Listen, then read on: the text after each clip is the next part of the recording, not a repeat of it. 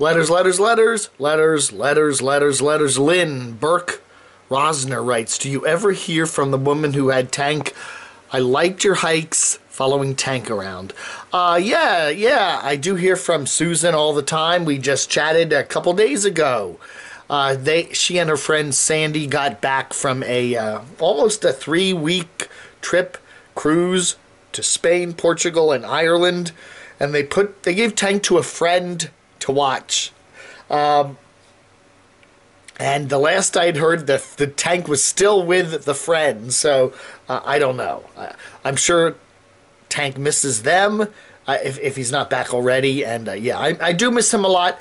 I don't have any plans to go back there to Springfield, Virginia, but if I do, I'm definitely looking up Tank. I'm sure he'll remember me.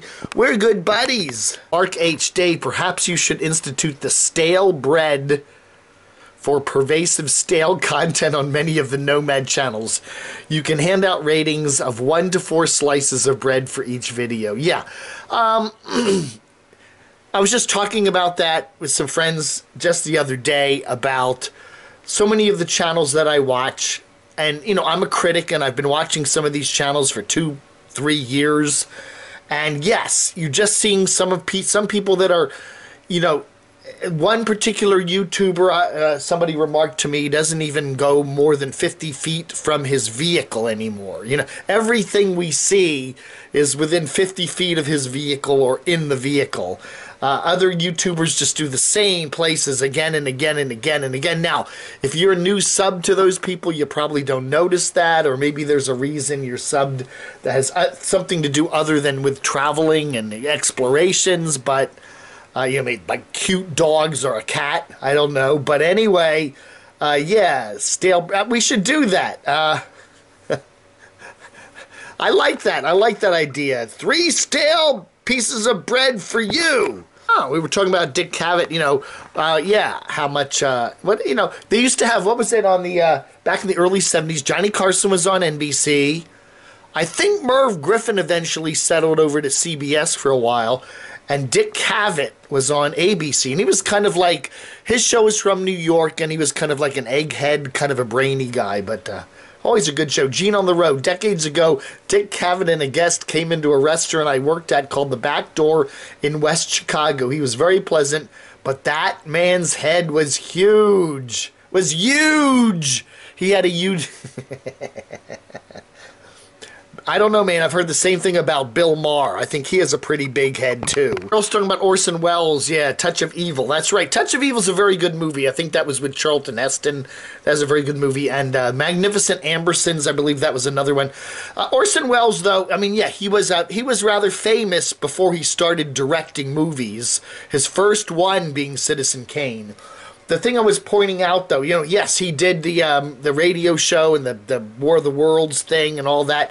He was already pretty well known, but right out of the gate, directing movies, bang, he directs like one of the greatest movies ever made.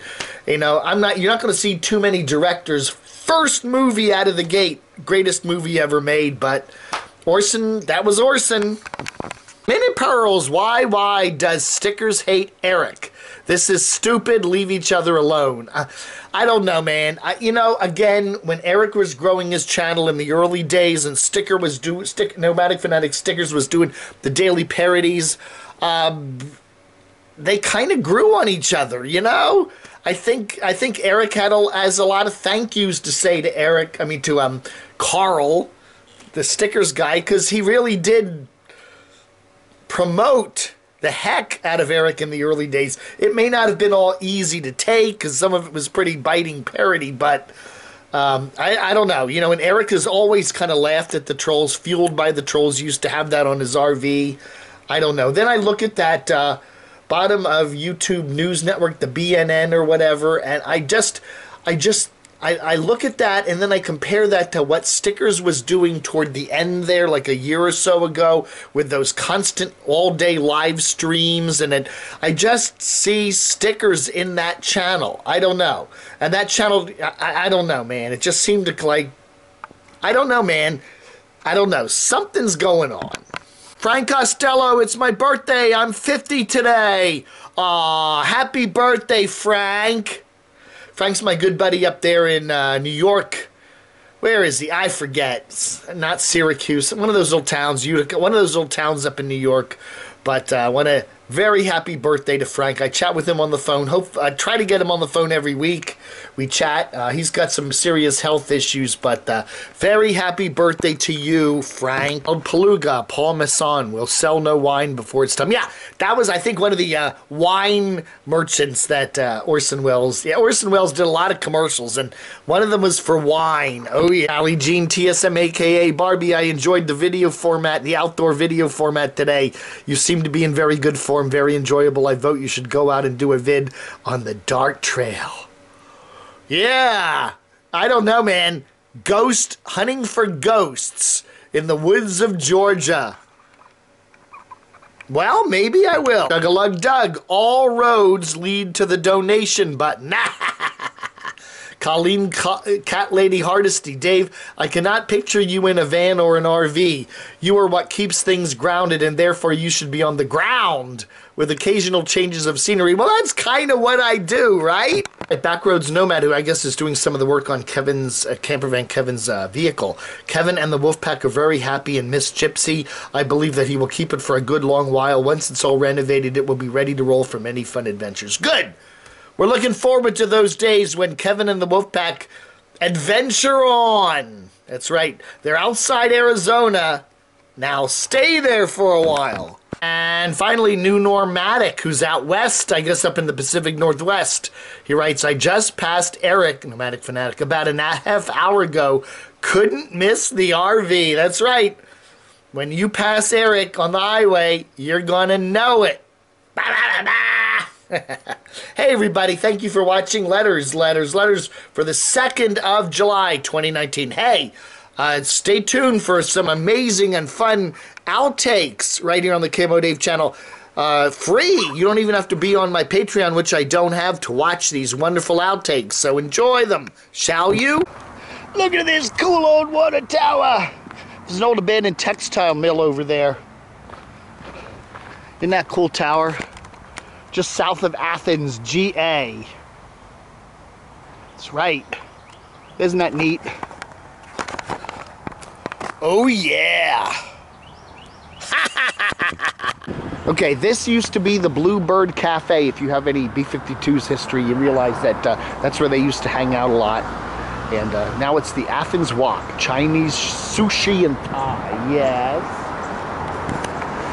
Wow, we're on East Clayton Street. I don't know, should I give up the camo shorts for these?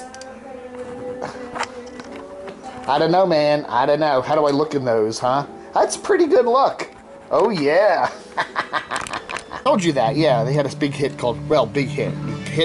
Crystal was one of their big singles, right? It's a great song. I got it on my computer. I love their album covers, though. They often don't put their band name on it anywhere. It's just, who is that? And then even the spine is hard to read. It just doesn't even, there's some other album covers that nowhere on the album does it say what the band is. They have to put a sticker or something on it. Yeah, look at that. Isn't that cool? I love their album covers. Yeah, this is a newer album by them, too. Patti Smith. Look at that Airstream up there. This is a bar back here for the Caledonia Lounge. Like it's an outdoor bar. And there's an Airstream back there. I wonder what do they do in that? Is that like, little love shack? If two bar patrons get a little frisky with each other, they can go back to the love shack there in the Airstream? I don't know, man. I'm wondering. Rod Sturgis?